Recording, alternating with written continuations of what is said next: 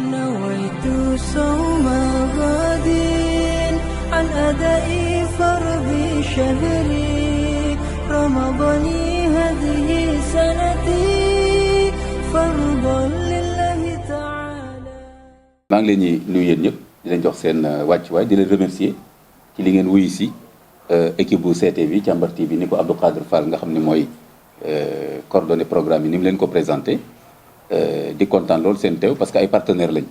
ñun ñii dafa am message yu ñuy wax ma bokk société civile bi bëgg ci jël sama wàll carrément ci rawatina lépp loo xam ne man dama jàpp ne luy defar la l'islam bi wala réew mi Sénégal wala Afrique wala adduna bi yëpp dama ci joxe sama xalaat bu ko defee question yaa ngi noonu ñu jox leen ngeen laajte ma tontu ci sama kéem kàttan ak sama kéem xam-xam di leen remercier waat encore bismillah. waaw réew mi foofu la toll ci organiser ay élections législatives li ma ci njëkk a wax mooy wax dëgg yàlla Sénégal war nañu dépasser ak histoire politique Sénégal ni mu mel. est-ce que xam ngeen ni Rufisque su ma juumul mën ngeen ko confirmer après avec les universitaires yi def sciences politiques et cetera Rufisque organisé nañu élection dans les années 1800 et quelques avant France ay élections municipales kon Sénégal background boobu mu am war nañu dépasser élection bu jot ñuy poser les mêmes problèmes seetlu ngeen ko depuis daanaka Senghor ba léegi toujours les mêmes problèmes fichier bi jaaduwul liste bi pourquoi ñu bëgg ko éliminer parrainage bi nangam Sénégal war nañu dépasser loolu dëkk yi nga xam ni dëgg-dëgg démocratie bu civilisée moo fay dox dañuy def seen élection normale suba sa ñu dem liggéey ay dëkk yoom ay millions centaines de millions d'habitants léegi Sénégal bu élection jegee daanaka at boobu ak at bi ci topp fitna la ñuy dund donc man li may njëkk a wax mooy loolu war nañu dépasser loolu te man damay gis ne classe politique bi am nañ ci responsabilité trop dañu war a respecter le Sénégal engagé wu politiquement lu baax la au sens noble du terme mooy da nga jàpp ne am na loo mën a indil sa réew dans la gestion des affaires publiques mais kon doo installer sa réew ci benn crise perpétuelle boo xam ni ay milliards lañ def ci fichier électoral bi ku gagné dootoo wax ne fichier bi baaxul ku ñu gagné nga ne fichier bi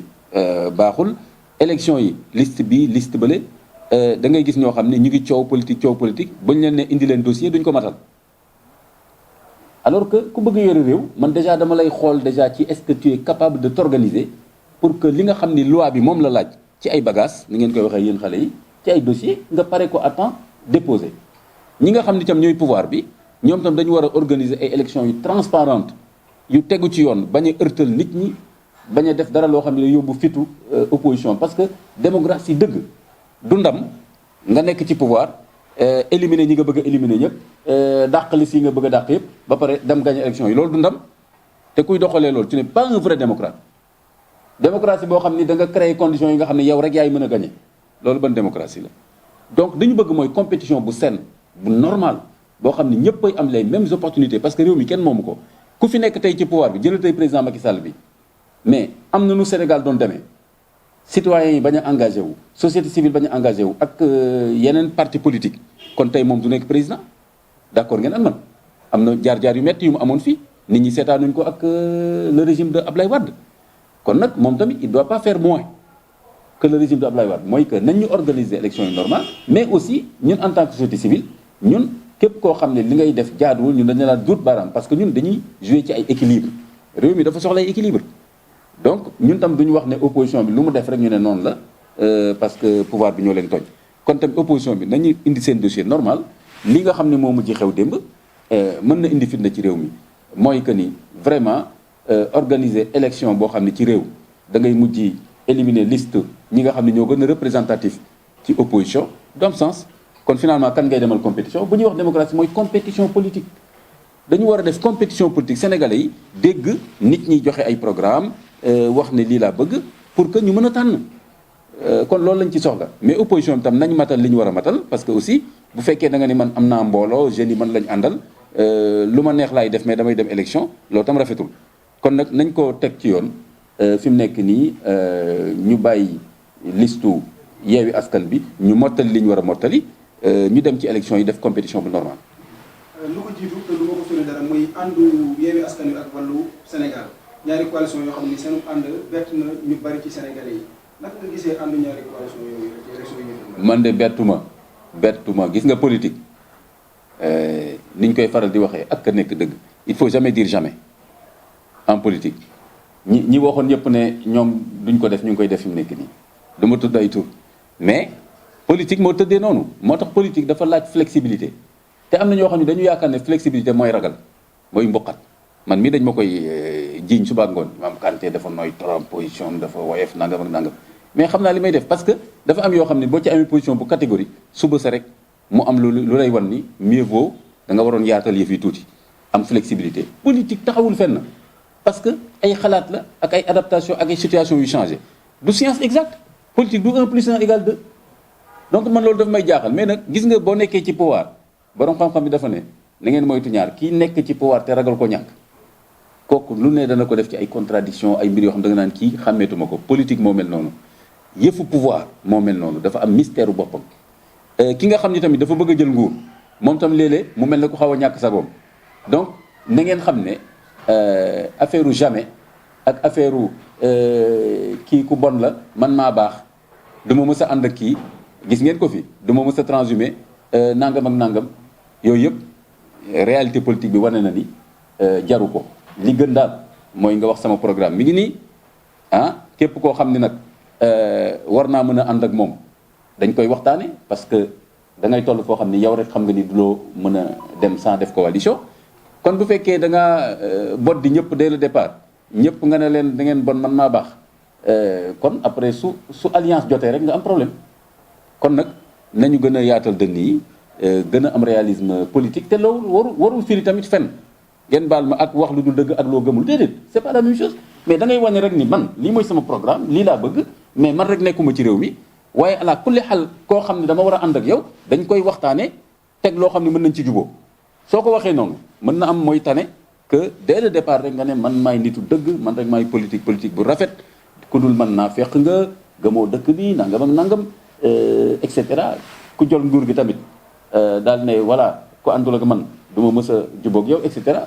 loolu du politique bu rafet. maa lay fay. li ñu taxaw ba léegi ci wàllu wàllu politique bu mel ni Barthélémy Dias bi ñu ñëwee ki nga xamante ni mooy carte ak yu mel ni Sagna bi ñu coow mais dégg nañ également jëm Ousmane Sonko président Ziguinchor muy mbedd yi nga xamante ni dafa bëgg a soppi tudd ko ay turam préfet bi ne ko tu n'es pas habilité à le faire muy taw muy naaj mu neex mën a xarit préfet bi da koy def est-ce que bu ñuy jëm si bras de fer entre maire yi Yewwi Askan Wi ak ñi nga xamante ni mooy état du Sénégal ñi gisee logique bi nga xamante ni ñaari maire yi koy doxal. waaw waa sans limite maa ngi leen di nuyu di leen jox seen wàccuwaay question yu am solo nga indi te effectivement war nañ def attention ci loolu mooy li ma wax Sénégal am nañ expérience politique bu yàgg décentralisation yàgg na fi nañu éviter mairie yi ak ñi ko jiite di xeex ak état bi ak ñi ko jiite parce que ku ci nekk dafa am wàccuwaayu boppam am charte bu tëral ay mbiram jox ko ay prérogatives ay sañ-sañ ak yelleef ku nekk bu respecté li nekk ci charte boobu problème warul am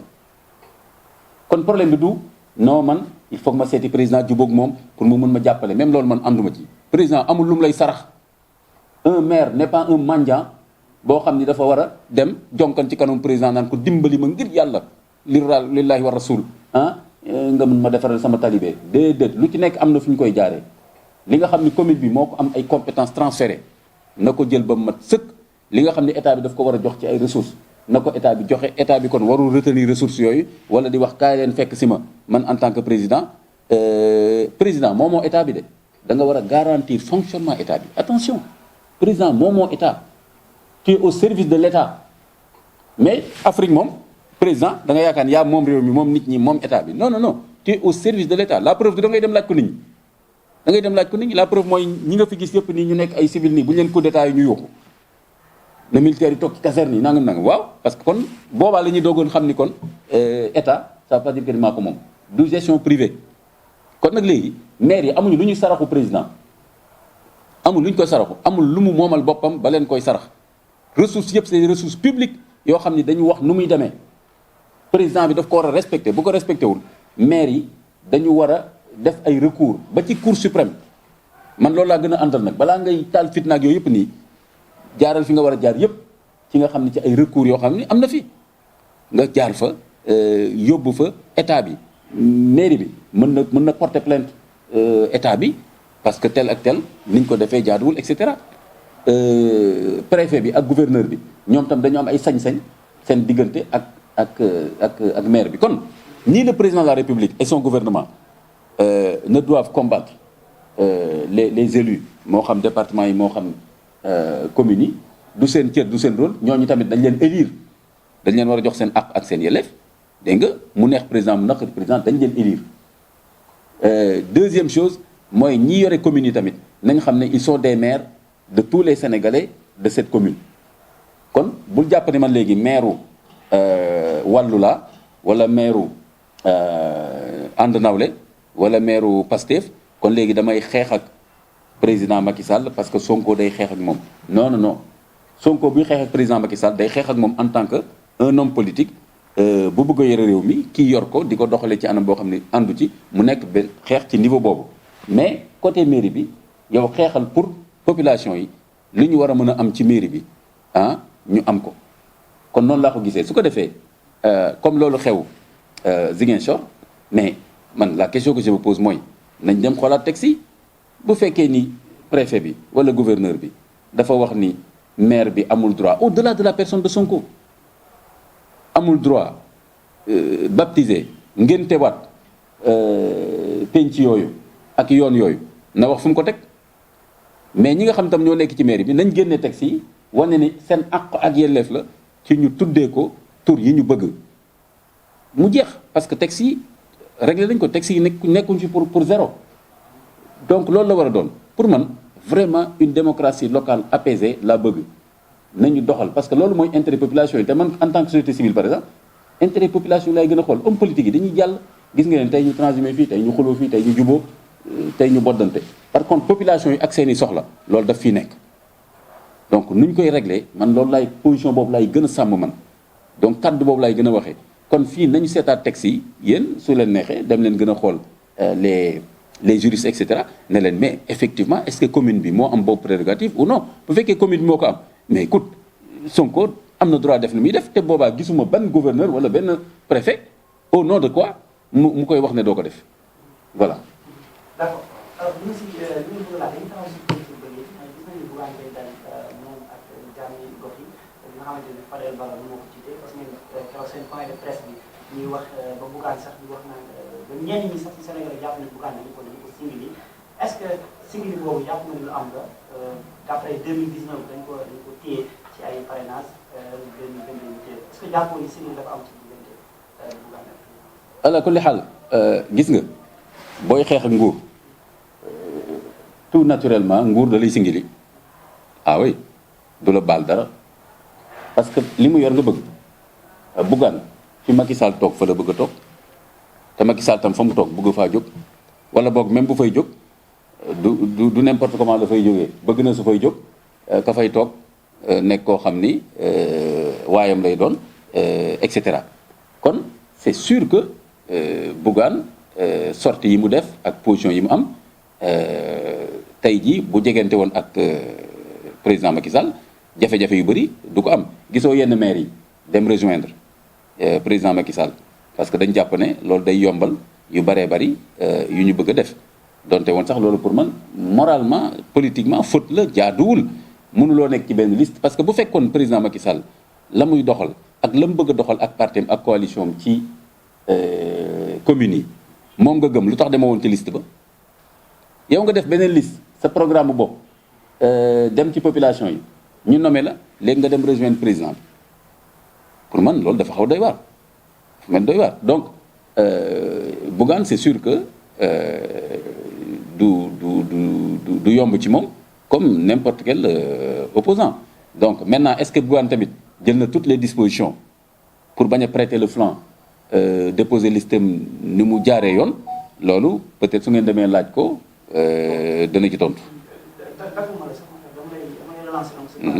que moom nee na 25 jeunes yi nga xamante ne informaticien lañ donc ñu ngi ci wàllu xarala yi yu bees yi donc moom nee na moom c'est indispensable ñoom ñuy juumee noonu surtout xale yi nga xamante ne dañuy jàng ba am xam-xam ci domaine boobu noonu donc moom c'est un peu contradictoire la jàpp ni parce que nee na am na liste yi nga xamante ni si boppam dañ ko doon ni Bougane ci yenn communes yi par exemple boo yoree am foofu benn 75 000 ñu bindal ko fa 100 exemple te nee na loolu noonu moo tax mu jàpp ni moom ba léegi nekk si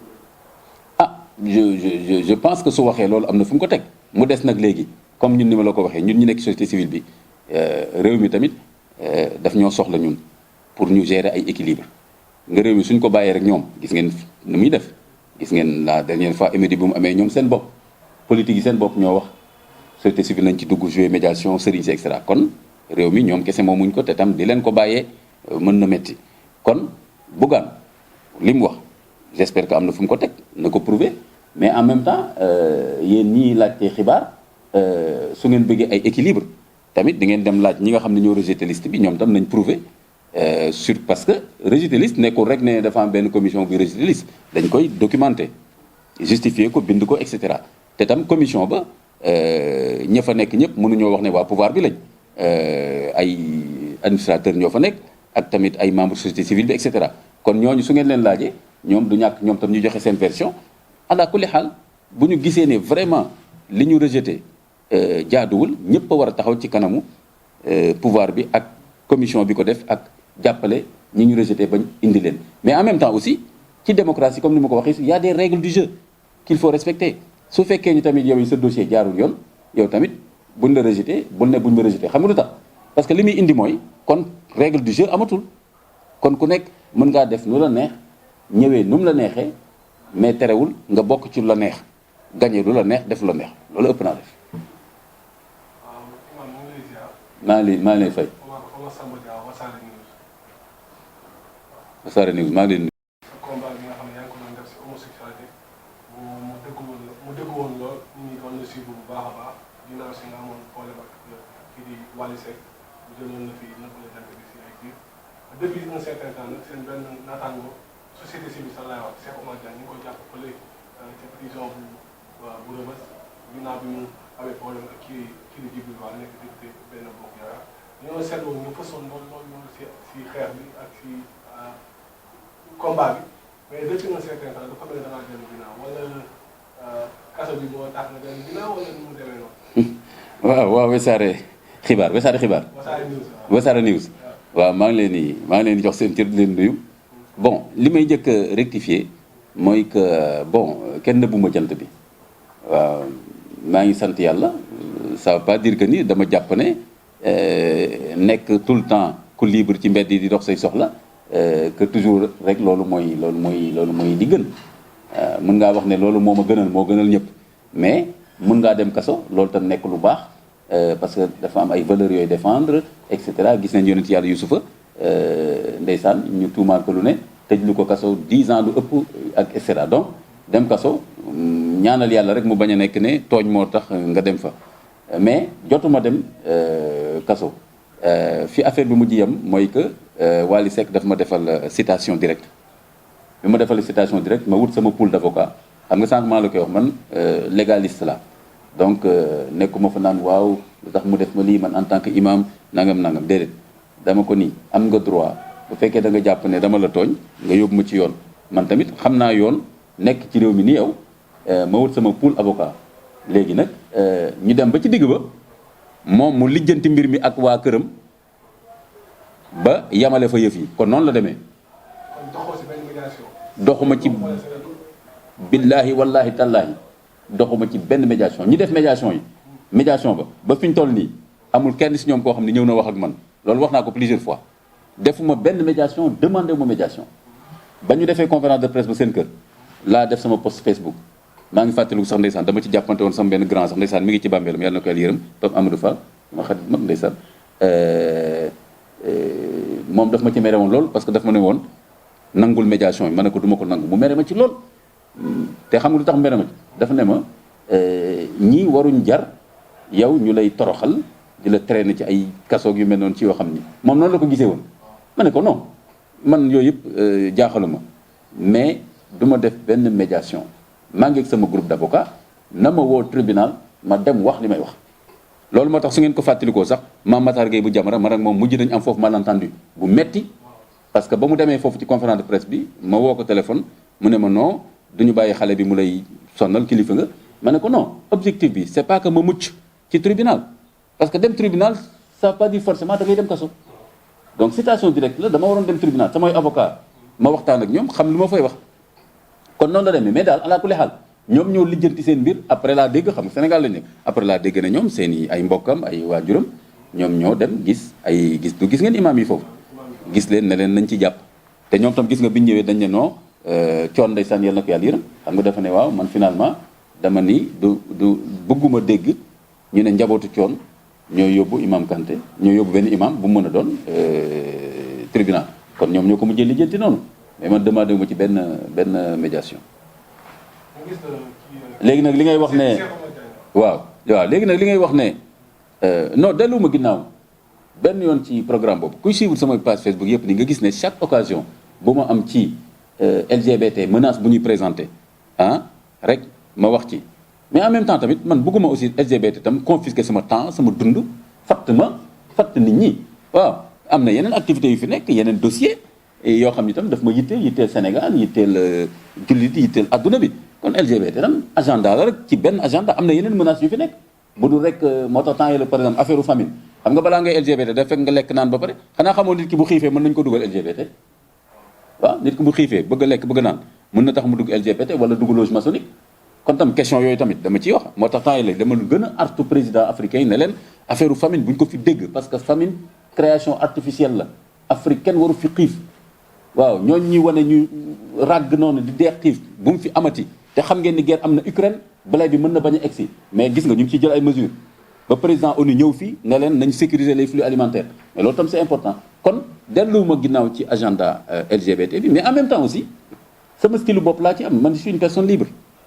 donc sama style bopp laa ci am samay analyse ak ni may interpréter noonu tamit laa ci duggee léegi ku mel ne Oumar Diagne wala And Samb Jikko wala keneen dama leen di bàyyi liberté seen style ak ñoom tamit nu ñuy interpréter événement yi ñu avancer ci wàll boobu donc amul compétition entre man ak ñoom wala concurrence mais ku nekk da ngay exprimer ak sa parcours ak défi yi ni nga ko analyser noonu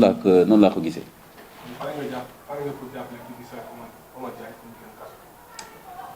foofu li ma ciy wax mooy kenn yéenewul kenn dem kaso donc Cheikh Oumar Diagne maa ngi ñaan yàlla mu teel a génn kaso boobu dellu ci ay soxlaam parce que ay gëstoom ak yu bari yoo xam ni mën na ko dimbalee réew mi ak diine ji mi ngi ci moom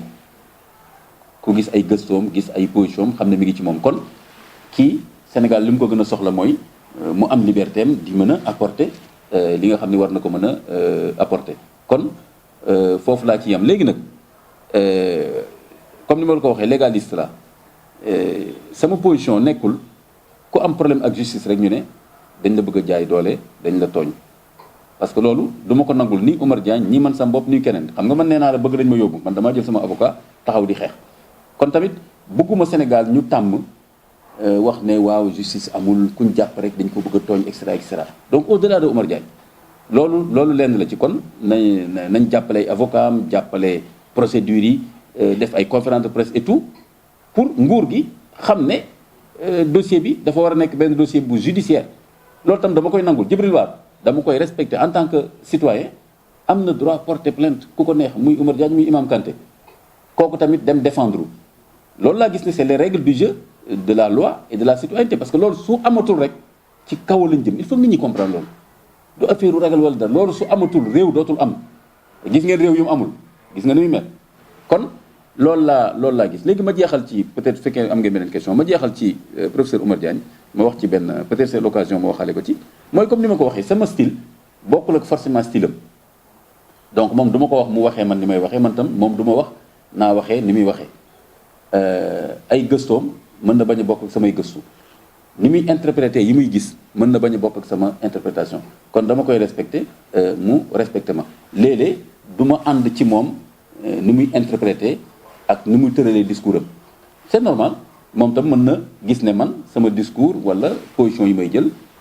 nekkul li war a régler problème bi donc loolu liberté d'expression moo joxe loolu. maa ngi lay fay. Dakar Midi maa ngi lay fay. maanaam su dañuy wax sànq dañuy ñëwaat tuuti si wàllu politique su affaire Barthélémy Dias bi buñ sa xel du tey nii buñ gisee kii di président Macky Sall élection locale yi passé boo xam ne mosul gagné Dakar tey jii nii ñu gis ne bëggoon na sax génnee si wàllu vote mairie de Dakar di ko si affaire de maanaam nomination gis nañu fi avant loolu gis nañu fi kii di mairie de Dakar Khalifa Sall mu génnewu daaj bi si kaso bi sa tey jii xel du ñaaw muy def pour forcer pour jël lii di mairie de Dakar bu ñu gisee yoon bi jaar yi à chaque fois. ala kulli xaal comme ni ma la wax nguur moom day bëgg a teg loxo ci lépp naturellement nguur moo mel noonu nguur du bëgg dara rëcc kilifteefam ça c'est normal donc le fait que nguur gi teg ay stratégie pour mën a gagner Dakar rawatina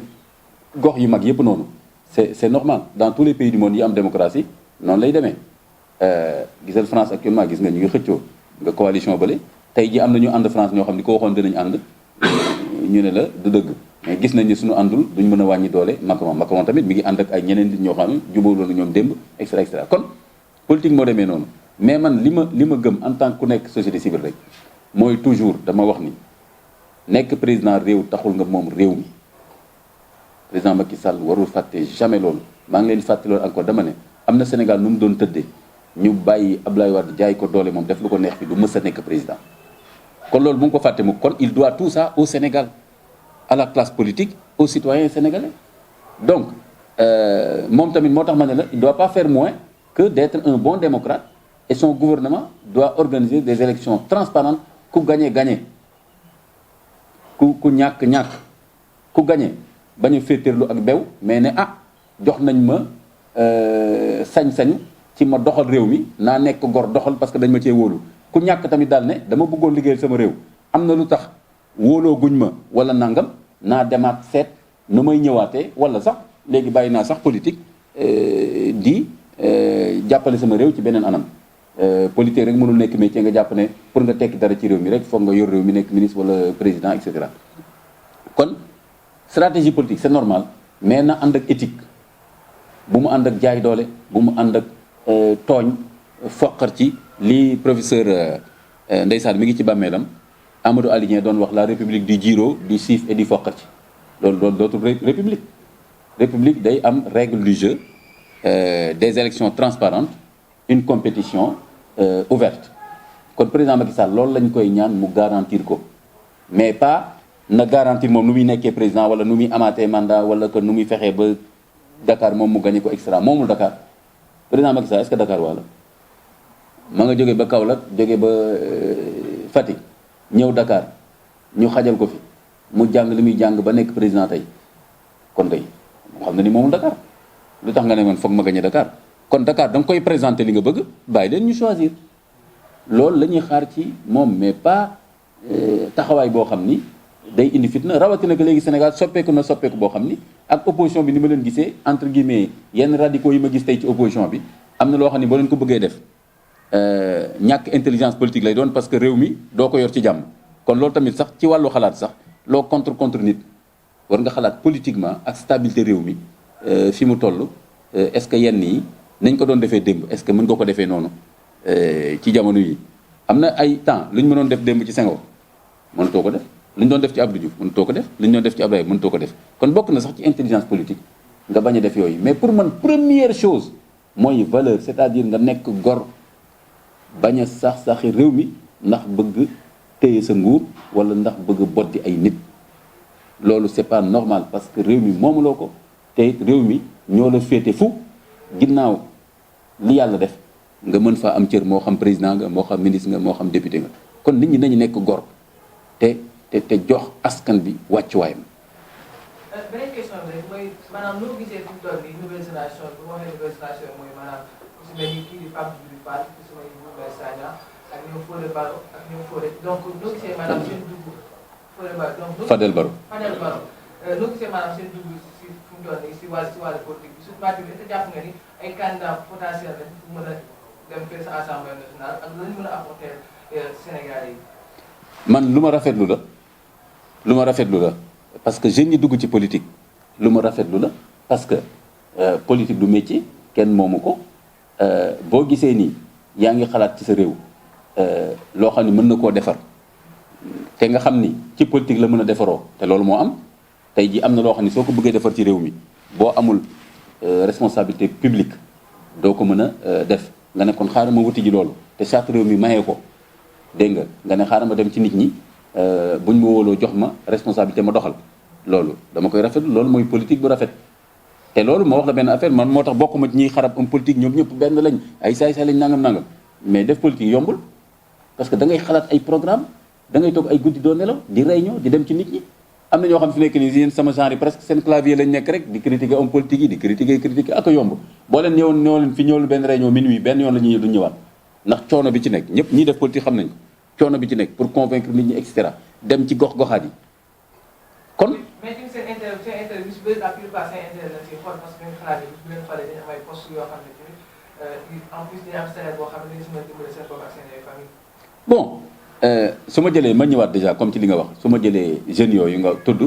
donc c'est normal ñu dugg ci politique bi aussi dama ci dolli ne mais politique aussi dafa am benn moment boo ci mën a dugg c'est pas après c'est pas à 70 ans nga naan damay dugg ci politique donc ñoom âge bi ñu am nii mooy âge def politique Macron ñaata at la am est-ce que am mi ngi doog am 40 ans peut-être wala 40 voilà nekk président France mi ngi ci deuxième mandat bi muy nekk président il avait 30 et quelques xaw ma voilà te pourtant yor na France bon c'est pas à moi de dire mais français joxaat nañ ko mandat ça veut dire que xëy na bu yàqoon réew ma nañ ko bëggeewuloon xëy na kon du am mandat te nga gis Sénégal ku am 45 ans de politique ñu naan la wuyul c'est pas parce que yaay nee na toogal kër ga ah nangam xool nga mentalité boobu ñu am ñun di infantiliser nit ki da ngaa waane say mag a ngi fi dugguñ ci nga bëgg cee dugg yooyu nañ ko bàyyi africain jël seen responsabilité 40 ans 30 ans jëm kaw ci ngay am kattan am doole mën a doxal politique su fekkee daf la intéressé kon nag jeunes yi nii c'est en ce moment qu'ils peuvent le faire donc li nga wax nag bon man bu ñu teg principe bu ñaaw njort ci nit ñi voilà éthique laajul loolu mais nit ki daal ñëw na présenter programme am dugg ci compétition politique bi charte réew mi may na ko mais nañu déglu programme am xool tamit nit ki jaar-jaaram ak ay jikkoom est-ce que doy nañu pour nekk maire wala député wala nekk président yooyu mooy poste yi ñuy élire poste yi nga xam ne dañ ci nommé taxul may wax loolu beneen mbir la population yi kon ñoom ñoo war a seet yan critère bu fekkee yow da nga am firnde que ni kii intérêt rek moo tax mu bëgg poste bi bul ko voter kon tam responsabilité du votant c'est important foofu tamit dañ fay infantiliser nit ñi parce que topp nit ñi rek di leen wan ni daanaka homme politique yi fi nekk yëpp daanaka ñoo fal seen bopp est-ce que loolu dëgg la dañ leen a fal population yi ñoo leen fal te population yi ngay wax ni am na si ñu bëri si ñun ñoo xam ne tanewuñu homme politique yi ñu ŋàññi parce que am na koo xam ne tey mi ngi dem votel koo xam ni wóor na ko ni am na ku ko tane fopp pour nekk maire ci gox bi wala nekk député wala nekk président mu dem votel ko parce que yaakaar na retour pas intérêt général mais kooku yaakaar na bu kooku nekkee président ceebal ko wutal bourse doomam et cetera kon kooku tamit nañ ko interroger population yi tam dañu am seen affaire joxantele c'est une dialectique entre ñiy voté di joxe mandat ak kenn président Macky Sall doxul ci mbedd bi dem nekk président waaw dafa am fu mu jaar ak nit ñi waaw kon nag responsabilité boobu tam damay gis souvent dañ koy soobantal waaw mooy responsabilité kiy voté defoon naa sama benn article boo xam ne noonu laa ko tuddee woon wax kiy voté lan mooy responsabilité morale am ak responsabilité par rapport ak réew mi booy jox nit mandat lu rëy nga koy jox xoolal tey jàmm président Macky Sall tey puissance bi mu am appareil d'état bi mu am tey milliards yi mu yore tey ndogal yi mu mën a jël tey mais xoolal puissance boobu ba ci député nga jox ko kàddu mu dem gis nga leen ñu dem foofu di saagante di artonte génnal ma nangam la ki nga def maire tamit lu mu néew tam am na doole boo ko jox yow tam doo xool looy joxe loolu te ki nekk maire président extra mais gënu la yéen a yem ak yelleef ak dignité de citoyen jël na ni tey man Imam Kanté souvent ñuy wax ne politique extra mais président Macky Sall ingénieur géologue la su fekkoon duggul woon ci politique kon tey jii mi ngi ci géologie affaire suuf ak mine wala nekk ci bureau comme na mu nekkee woon Petersen kii boobu nu mu tuddati encore foofu mu nekkoon avant muy nekk Petrosen voilà foofu mooy xam-xamam politique du métier kon président Macky Sall tey buy dugal ay plan émergent Ablaye Wade tooñee na ko man nekkoon naa médiateur ñu dem Ablaye Wade di ko tooñ ñun foofu mën nañu bu leen ko wax de fekk ñu demoon fi dem mooy bi Ablaye Wade damay taal urne yi bokk naa ci médiateur yi ñu dem Ablaye Wade nañu bu leen ko wax yéen laa koy wax mu ne économie xamu ci dara ingénieur la lu mu ci xam maa ko jàngal te li ma ko jàngal sax mokkulu ko président la ba ñu fekk ni Radisson mu ne te pourtant dëgg la il n'est pas un économiste Macky Sall économiste jeune économiste nekk fi duñ moromam ñi nekk fi di jàngale université mais booy politique après da ngay seet nooy cuisiner affaire yi jëlal keneen jëlal Ousmane Sonko fiscaliste la man je suis expert en environnement j'ai aussi un master en économie solidaire te pourtant tey su ma duggoon ci politique ñi ne génn nañ ci moom parce que politique affaire yu fen la Imam Kanté lu muy dugg ci loolu na yem ci jàkk ji kon nañu régler loolu xam ne politique kon du métier xereñ la ak volonté ak bëgg egg ci niveau boo xam ne da ngay am ay décision publique yooyu mën a jël léegi kon ku gis ne gor nga attan nga loolu te yéene nga ko sa réew loolu baax na léegi nag parce que réew mi foog mu am ñu ko yor moom laa wax keroog ay nit yi ñëwoon fii ma ne leen foog mu am ñu yor gox yi foog mu am ñu nekk député foog mu am ku nekk président pour réew mi bañ a nekk benn jungle kon bu leen di xarab ñi nekk ci activité politique boobu léegi nag ñoom tam nañu nekk ay gor xam ne ay responsabilité publique la ñu laaj nit ñi buñ leen ko joxe ñu doxal mais ñi leen di jox tamit ñoom tam nañu ràññatle am discernement voilà. Imam daanaka ba léegi duñu génn foofu ñu nekkoon. mu mel ni sa biir wax nga lu am solo muy am na kuréel bu tolloon ñaar la xel yi dajoon pour ñu dalal ko muy société civile ak kilifa diine yi. ñu jàppoon ne élection yi ñu dëgmal mujj législative yi dinañ ci gis seen taxawaay muy ay nitu diine wala boog ci côté société civile ñoo xam ne dinañ bàbbeeku wutali assemblée mais mu mel ni liñ ci doon xaar gisuñu ko ci mu mel ni langue gi ba léegi politiciens yi yaatu la bu ñu ko jëmale ci këru diine yi nitu diine yi dañoo ñemeegul langue bi wala luy jafe-jafe ba tax homme politique yi rek la ñuy gis ci assemblée wala boog poste yu ñu mel. waaw gis nga maanaam charte réew mi ni mu tëddee terewuñ kenn mu dugg ci langue politique bi kon mën nga nekk ilimaan nekk sëriñ ba pare dugg ci te histoire politique Sénégal daf ko wane léeg-léeg ci jàmm la am léeg-léeg ci fitna yéen a ngi fàttaliku Al Maktoum rahmatullah alay dugg na ci politique lu yàgg jàmmaloo ci ak Senghor ay bakkan yorot sax am na ci et cetera kon loolu yàgg na ci réew mi mais kenn waxu ko woon doo politique parce que sëriñ nga mais dañoo buuxanteeg moom espace politique bi ba ay fitna am ci ak ñeneen ak ñeneen ci wàllu boo jëlee Gaynde Fatma jàppale na Abdoulaye Wade ci wàllu bu dul jeex du xaaj parce que jubóolu woon ak Senghor et cetera ak ñeneen ak ñeneen ñi ci topp ba ci ki nga xam ne moom nawoon naa ko loolu ndeysaan papay Cheikh Bamba Dièye Cheikh Abdoulaye Dièye mu defoon fi campagne bu ma yéemoon ndeysaan peut-être boobu yéen xale ngeen di lëkkale suñu valeurs yi ak l'islam bi teg programme am lu ci nekk mu layal ko ci l'islam lay bu rafet par exemple agriculture mu indi aaya indi hadis yem sasam li mu wax ci agriculture nangam ak nangam lu ci nekk mais boobu temps sénégalais yi bon tubaab bi dafa dugal ci seen bopp ne képp koo xam ni dafay wax diine mënta yor réew ku ëppal la koo xam ni la dafa réer amul xam-xam et cetera alors que Cheikh Abdoulaye Dièye boobu ma lay wax moom tam c'était un ingénieur architecte donc loolu duggulee ci réew mi c'était un ingénieur architecte moom c'était pas doon sëriñ ñi ingénieur architecte mais dafa géeju woon tam ci l'islam ba am ay taalibeem ba ci ay Martinique ba et cetera man mii Cheikh doomam Cheikh Bamba Dièye daaw ci koor gi invité na ma ci benn panel ci islam et politique bañ fa ñëwee lu ñu tafoon comme suñu logo bi nii mooy définition bi Cheikh Bamba Dièye Cheikh Abdoulaye Dièye joxe ci politique en wolof jàppatuma exactement mais politique mooy lal ay pexe pour mën a defar sa réew te doo wor doo xamal dugal éthique ma ne xoolal définition bi mu ci joxe kon kenn terew ko kenn gis nañ tamit Moustarchidine yi gisoon na dugg nañ ci politique amoon na ci ay fitna et cetera ba léegi ñu ngi ci voilà kon gis nañ par exemple sëñ Mansour Sy Djamil sëriñ la mais gis nga ko da ngay gis sëñ Modou Kara ak ñeneen nga gis ay Mbàkke gis ay Ñaseen donc yàlla xam na ni ñi ngay wax noonu ci kër sëriñ si këru diine yi ñi ci dugg ci politique bi fés ak ñàkk fés bari nañ de te c'est rare nga gis fii ku am parti politique wala nekk leader politique te ñooñu jàppalewuñ ko wala xaritoowul ak ñoom c'est très très rare ci lu feeñ ak lu nëbbu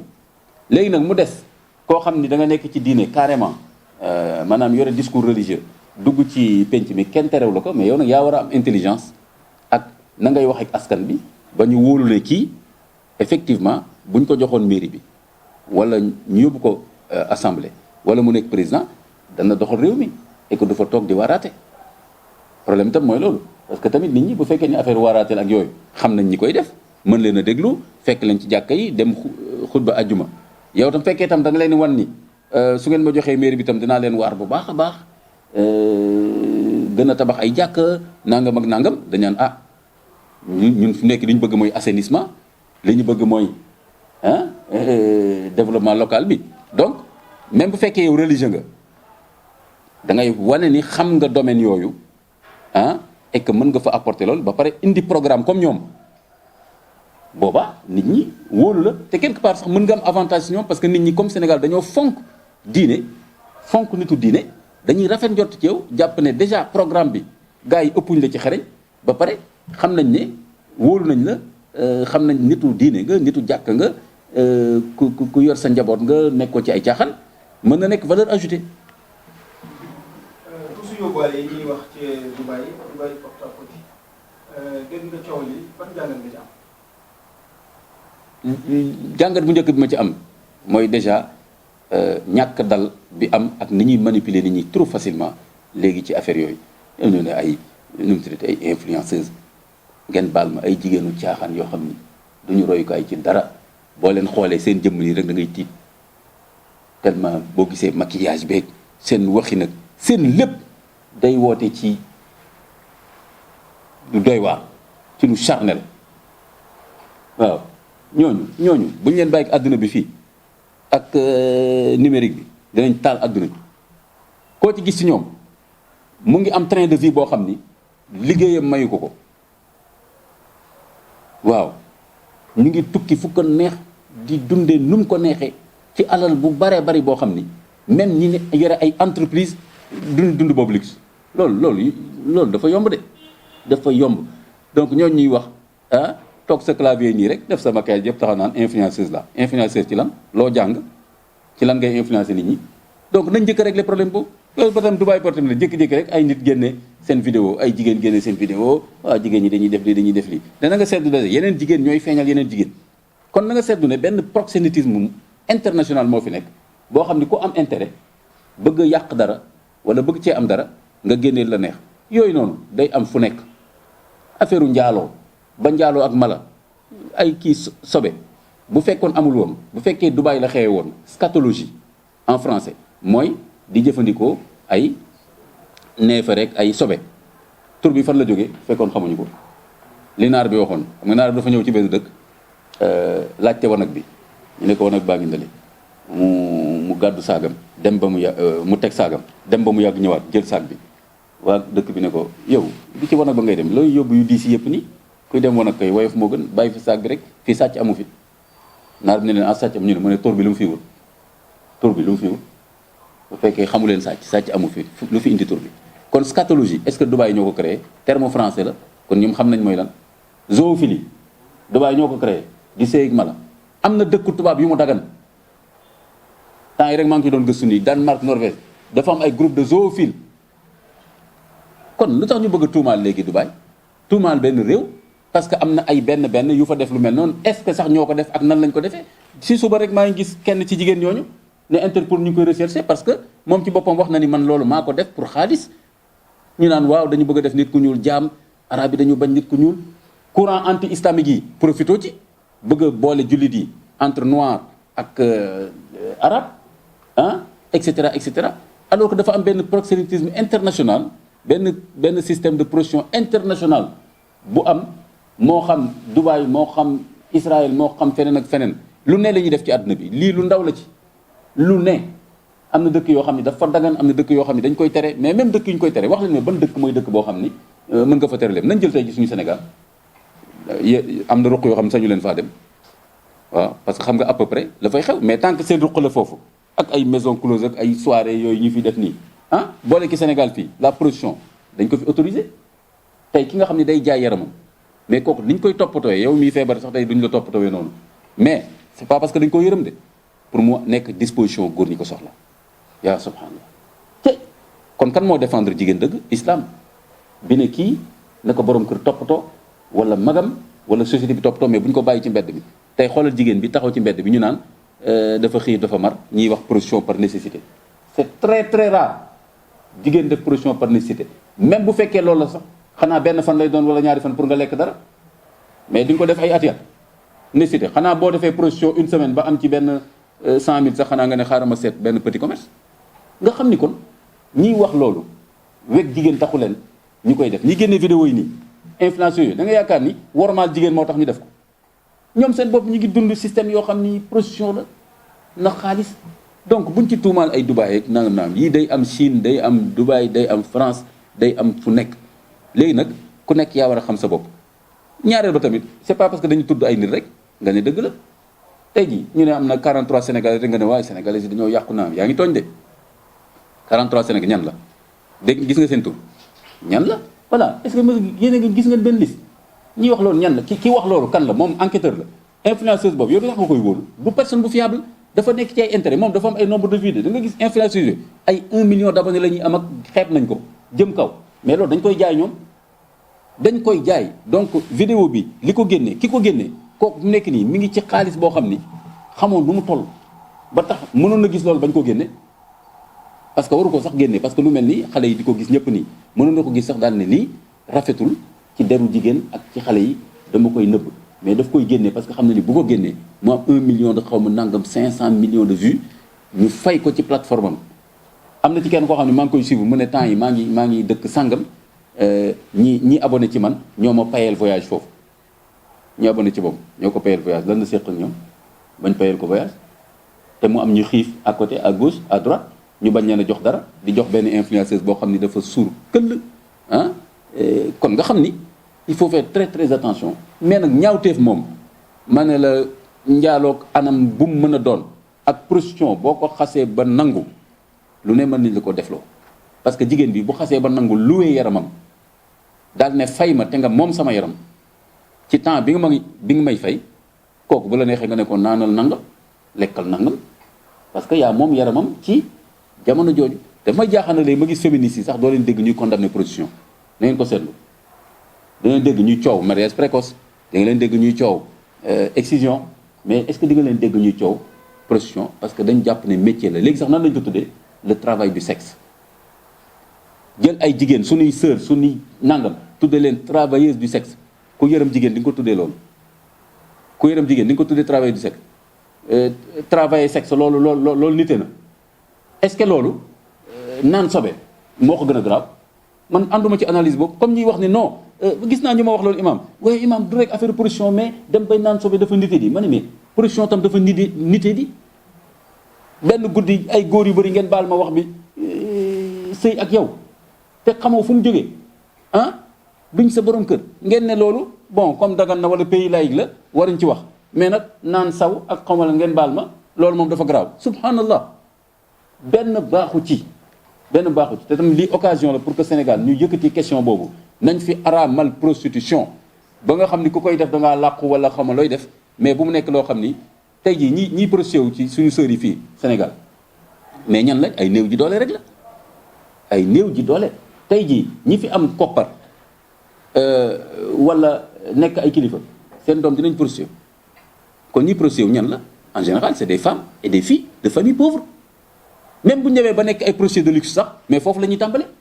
mais ñi nga xam ne tey am nañ alal am koppar seen doom dañu leen dugal école ñu jàng ñu dem France jàng tubaab ciib ñëw fii nekk ingénieur et cetera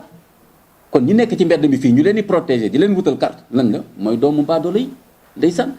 ba pare nga dégg féministe sax doo dégg seen kaddu ci ñu condamner prostitution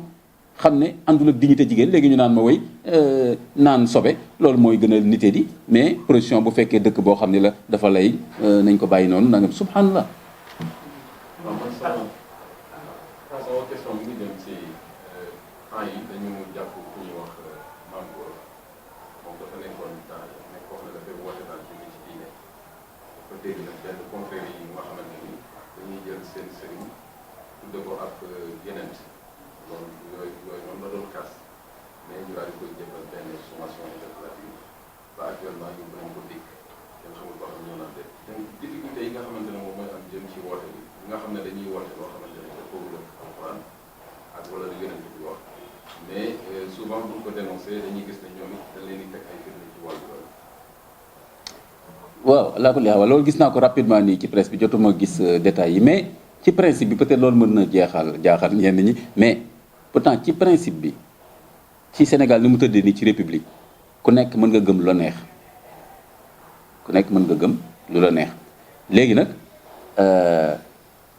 ki nga xam ni dafa ne jullit la am lu mu wax ne moom la gëm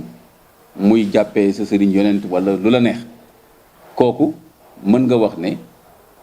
jullit yi la concerné ñu lijjanti ko ak seeni borom xam-xam donc benn borom xam-xam jullit moom am na droit leeral daal ne ci l'islam man de lii laa gis lii ak lii àndul ak lii ak lii ak lii loolu mu nekk benn waxtaan boo xam ne ci biir l'islam comme ni muy amee ci biir christianisme di am ci biir judaïsme dafa am ay groupe am ay courant et cetera kon loolu laa ci gis léegi nag comme gisuma plainte bi ba xam dëgg-dëgg lan moo ci nekk ak oustaz bi ñu plainte lan la wax dëgg-dëgg parce que mën nga bañ a d'accord ak nit ci gëm-gëmam te bañ a egg fenn fi ak moom ci tooñ ko mën nga leeral par exemple pas-pasu l'islam ci l'islam kan mooy yonent conditions yi la ñuy waxee yonent ku amul conditions yi doo yonent par exemple boo yemee foofu gisuma fan lañ la war a mën a jaar ba di la plainte boo xasee nag ne duut baaraam benn communauté wala benn jëmm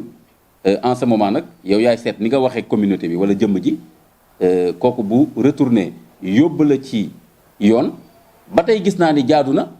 parce que comme newul jël leen ay paaka ay xeer dem leen rey ko waaye daf ko yóbbu ci yoon parce que gis naa ni ba tey silvissé na loolu silvissé la kon nag yow mi nag duut baaraam benn communauté wala benn jëmm boo demee ci yoon yow tam nga layal li nga wax ba seet fooy mujjeeg loolu kon loolu laa ci mën a tontu awuma détail yu kii yëpp mais kon nañ def différence entre débat religieux bi nga xam ni mën na am entre ñi bokk di woote benn ngëm-ngëm lu mel ne ñi bokk l'islam bi wala sax l'islam bi ak christianisme bi ak ñeneen ak ñeneen il faut nga xam fan nga ciy yem ak est-ce que da nga yem ci ay principe wala est-ce que da ngay wax ak benn jëmm wala benn communauté bu ci nekk am na ay nuances yoo xam ni il faut nga def attention. beneen question bi mooy dañu gis ne maître coranique yu bëri bu leen duggee ci yoon du taxaw ba seet li ñuy gaaw rek traité dugal leen ci kaso bi donc naka nga jàngatee li nga xamante ne loolu la yoon ci jëflante bi nga xamante ne ñoo di maître coranique loolu bu dee loolu de moom jaaduwul waaw léegi nag man awma ci preuve personnelle nag quand même que ni maître coranique bu ñu demee rek day jàll mais bu dee loolu moom lu doy waar la parce que gisuma lu tax ñu bëgg a traiter dossier maître coranique différemment ak yeneen citoyen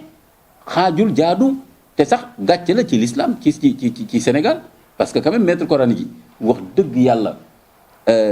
li ëpp ci lu baax ci réew mi fii ñoo ko jëmbat ci ñun tey bëri na sénégalais boo xam ne rus ngaa fen rus ngaa njaaloo rus ngaa lekk lu xaraam yaa ngi toppatoo sa waajur et cetera et cetera alquran lañ la jàngal hadis bindu mag ñi yar la kon l'islam moo la nàmpatal kon nag te l'islam boo ko waxee lan la du ay jinne ñoo wàcc di jàngal l'islam ay nit yu nekk ci suuf naaj bi suuf jant bi sonn di yar nit ñi di leen jàngal daara man souvent damay wax ni bon histoire au Sénégal depuis 10 siècles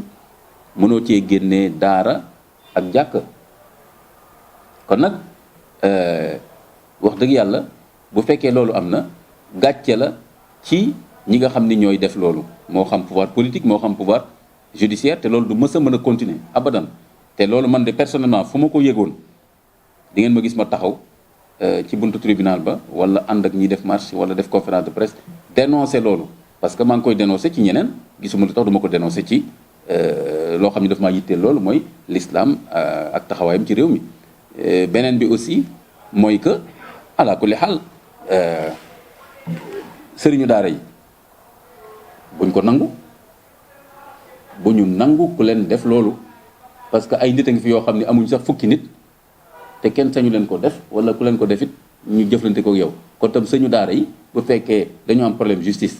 dañuy nekk justiciable comme ñëpp mais nag bu ñu leen bëggee traiter rapidement comme si ne ba ay citoyens de seconde zone lañ leen évacuer rapidement boobaa sëriñ daara yi am na loo xam ne nag kenn du la ko may yaa koy jëlee sa bopp fi nekk ni am nañ organisation yu am doole kon ñoom ñoo war a seet yu mel noonu wut aussi ay avocat di xeex lu mel noonu jaaduwul benn yoon. benn pour ñaari question laa woon rek. mooy doon dernière question yi wala. waaw. ok waaw. benn bi dañuy kii gis nañ sànq yaa ngi wax maanaam ci wàllu économie gis nañ kii di président Macky Sall ko génn ne Sénégal ci wàllu pauvreté bi dellu na si bu mat 5%. noo déggee noo gisee loolu est-ce que ak Sénégal yi dund est-ce que yaakaar nga ni loolu bi fiable la. waaw mën na fiable mais tout dépend ci ni nga ko tegee rek xam nga da ngay xool aussi pourcentage bi ak moom côté bi mu ko xoolee xam nga li ñuy wax souvent le verre à moitié vide ou bien à moitié plein statistique tamit daanaka loolu neex nga leen ni wax loo donc loolu moo tax souvent président yi ñu yore pouvoir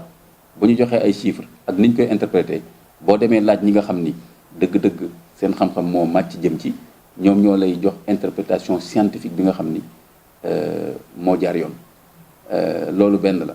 ñaareel ba mooy que ala kulli xaal même bu fekkee pauvreté bi reculé na mais comme ni ma la ko waxee déjà il faut nga xool critères yi mu ko tuddee moom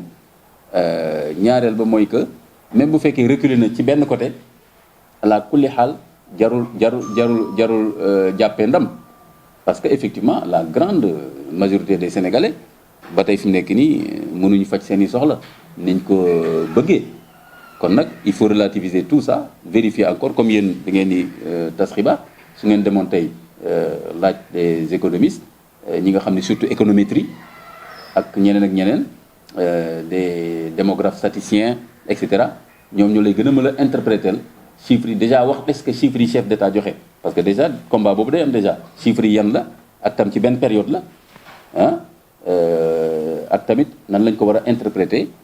par rapport ak situation Sénégal mais ala kulli xaal képp koo xam ni bëggal nga réew mi avancement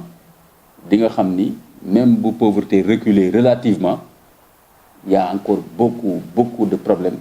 de pauvreté et de satisfaction des besoins des Sénégalais ci éducation ci santé ci assainissement ci sécurité ak yeneen ci environnement qualité de vie mais boo ko listé du jeex di leen remercier di leen wax ni kontaan naa ci ngeen ñëw fekk ci équipe bu Càmbar TV poser seen question ma tontu sama kéem kattan sama kéem xam-xam j'espère que tontu yi leer na ça veut pas dire que ni samay tontu sax day convaincre mais